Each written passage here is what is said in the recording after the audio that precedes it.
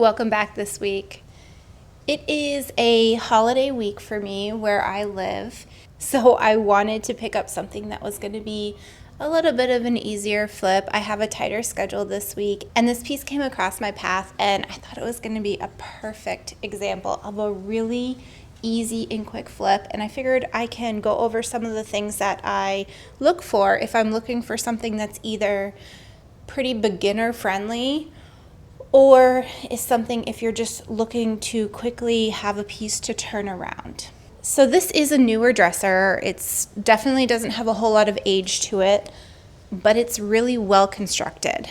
All of the drawers slide really smoothly. If you're looking for a quicker project, one of the biggest time-consuming aspects can be trying to repair faulty drawer glides, and these are in perfect condition. I love the shape of this. Even though it's relatively simple, these two curves in the front are really, really interesting, and I think just by painting this a different color, switching out the knobs, it's really going to showcase the pretty shape this piece has. I also like the legs and how they swoop at the bottom. Just everything is simple but well made and well thought out on this dresser. Really, truly, the only area with just the tiniest little bit of damage is just a tiny little chip on the top, and it's a really easy fix. Shouldn't be a problem. I will sand it, and if I need to add a little bit of wood fill there, I can, but I might not even need to do that. So follow along this week, and I'll show you how I can transform this slightly dated look into something a little bit fresher, something that people are really clamoring for these days. This piece is definitely a little dusty, mostly from sitting in my shop, but I always like to clean pieces thoroughly inside and out before I get started on working on them. It's so important to use either a degreaser, or I particularly use a TSP alternative to get rid of any oils, dirt, grime, dust, any sort of buildup, anything like that before you get started on repairs, scuff sanding, anything like that. I want a nice clean surface so that I can jump feet first into my project and know that I'm going to get the best outcome, and I won't have to take any steps back because I tried to prime over a dirty surface.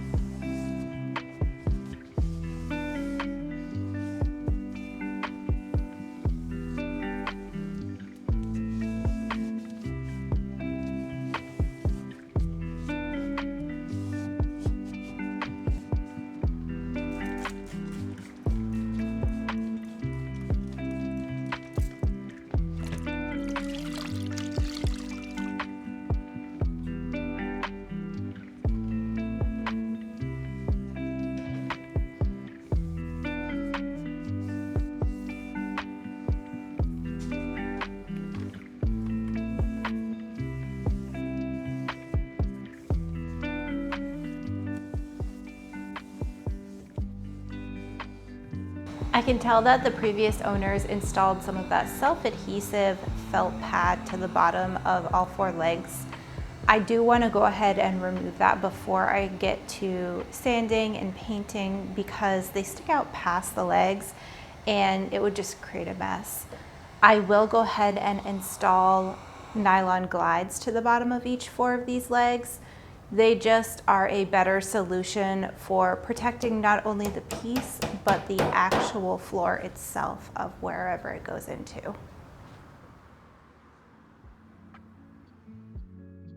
With everything all cleaned and thoroughly wiped down, I can now go in and start scuff sanding the entire piece.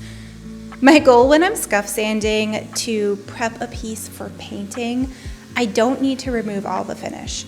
All that I'm looking to do is to roughen up that shiny factory finish and give the piece a little bit of grit, a little bit of tooth, something for the primer and paint to adhere to and create a nice, strong bond. With that being said, I'm gonna take my detail sander because it does have square edges and allows me to get into the details a lot easier than my orbital sander. If I were looking to fully strip this piece back, I would use my orbital sander because it eats through finish faster and more efficiently. But for this, my detail sander is the fastest and easiest method for me in particular. I'll be using a 120 grit sandpaper. I don't need anything too abrasive, and I do find that if I go with something a little bit more coarse, like an 80 grit, I run into more problems with sanding swirls or eating through too much of that finish, perhaps creating some rough texture that could show up underneath the primer and paint. So a good medium grit is perfect for this application.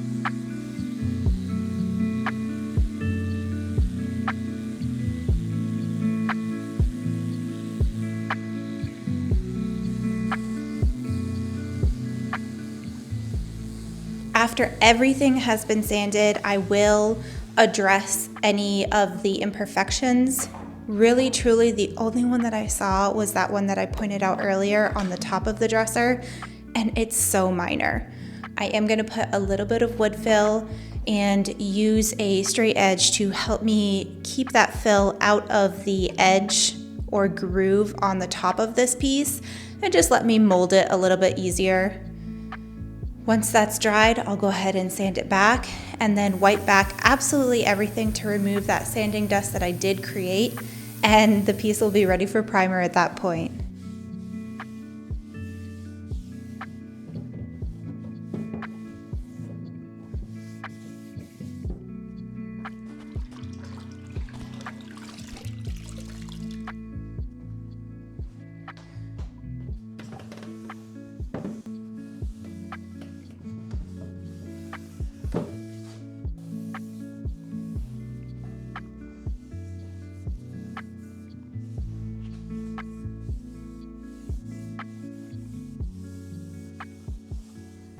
With everything all wiped down and nice and dry, I am going to prime this piece using a clear shellac-based primer. Because I am planning on painting this a darker color, and since the stain is already pretty dark, I don't want to go ahead and put a bright white primer over it and then paint a dark color. It's just more work at the end, and I won't have to fight two contrasting colors to try to cover them up. Whenever I am using a clear shellac, I like to grab it out of the spray can. It's a really simple and easy way of applying this primer. Because it is an ammonia cleanup, it's just so much easier to be able to use it out of a spray can instead of having to clean it out of a roller or my spray system. I will spray the white version, but this clear version, I usually just opt for the spray can. My plan was to use this really dark, beautiful green color.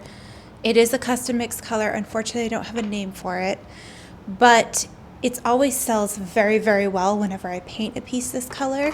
I am using the Benjamin Moore Command Line in a satin sheen. It's just very durable paint and it sprays beautifully. It doesn't really roll or brush all that well, but it sprays wonderfully. Just as always, anytime I put any product in my sprayer, I am going to filter it through a fine mesh filter. This just will catch any clumps or dried bits that might have dried in the can. That way they don't get stuck in my sprayer itself. And with a drop cloth laid down, I'm ready to start spraying this piece the first coat of color. I will spray it in long, even strokes and overlap my spray pattern by at least 50% on each pass. It's okay if you don't reach full opaque color with that first coat. That's what the subsequent coats are for. That first coat just really gets the product on the piece initially. And by sanding very gently in between coats, you'll get a nice, even, flawless coverage that's smooth and buttery to the touch.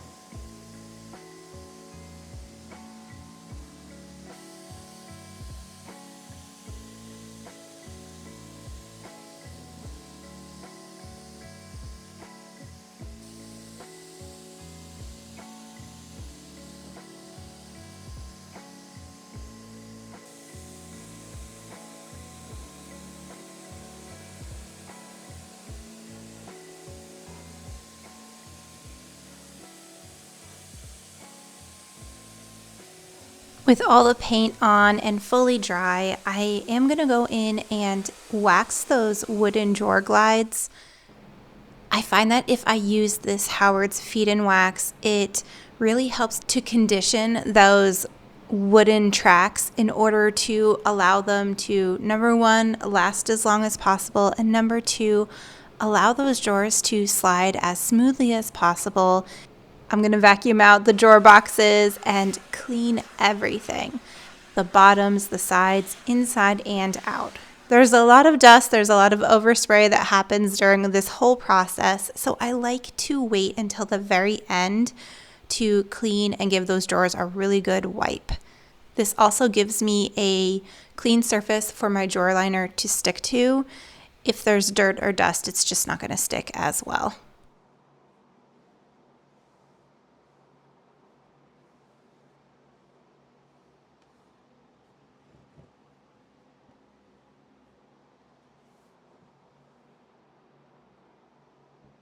When it came to liner, I wanted to go with something a little bit lighter, a little bit brighter.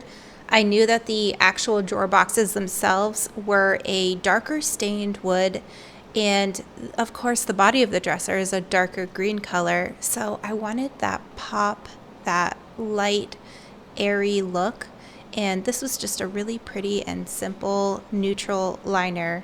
I'm going to cut it to size and stick it down. Now, being that these drawer fronts are curved, I'm going to start with the straight edge on the back and work my way towards the front curved area and use a very, very sharp, fresh blade to score and cut that curve and all the excess around the edges.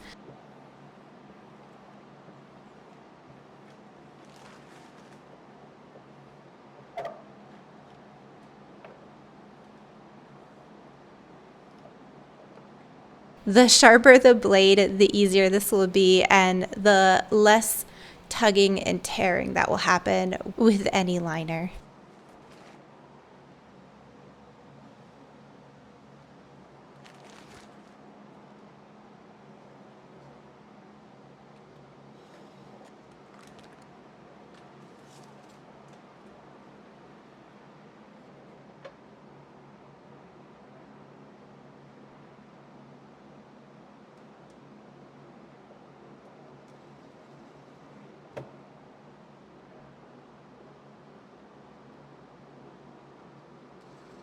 With those new aged brass knobs installed on each of these drawer boxes, I can slide them home and this piece is finished. Let's take a look back at what it looked like before I got started on it.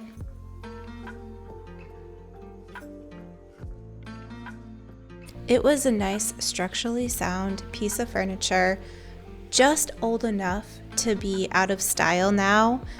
I find that I can pick these up pretty easily around my area, and they're wonderful candidates for a simple makeover. The nice straight lines, the curved detailed front. I really did like this piece, and I think it turned out beautiful. The soft, satiny, dark green color is really one of my best sellers. I really think in today's market, you can't go wrong with a tone like this.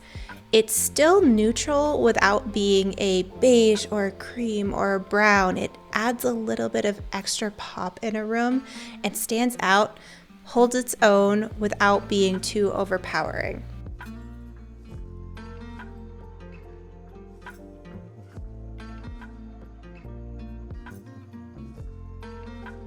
The little gold knobs were a perfect touch. I think they suit the whole look, the whole style, and complement that color really well. Like I said before, I wanted to pick up a piece that took a little bit less time to complete, but still had an amazing transformation at the end. I hope you liked this video. Thank you so much for watching, and please feel free to check out some of my other videos and other projects. Thank you so much.